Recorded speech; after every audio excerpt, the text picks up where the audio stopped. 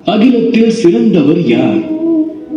மென்மையான இழைகளை நூற்பவரா, அல்லது அந்த நூலை கொண்டு வஸ்திரங்களை உருவாக்குபவரா? வஸ்திரங்களை உருவாக்குபவர்தான். இனி சிறந்தது யாதென கூறுங்கள். மண்ணை கரைய சேர்த்து அதனை திரட்டி வைக்கும் வெள்ளமா, அல்லது அந்த மண்ணை ஒருங்கிணைத்து அதை கொண்டு அற்புத சிலைகளை செய்யும் ஒரு சிற்பியா? ஐயமின்றி அந்த சிற்பிதான். இனி உயர்ந்தது யாதென கூறுங்கள்.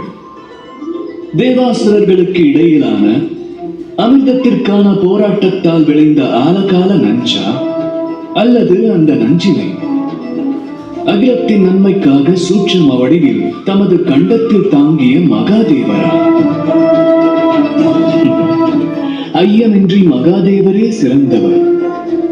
அதே போல சிருஷ்டி அதனிலும் சிறு வேறுபாடுகளை பிளவாக்குபவர்கள் சிறந்தவர்கள் அல்ல.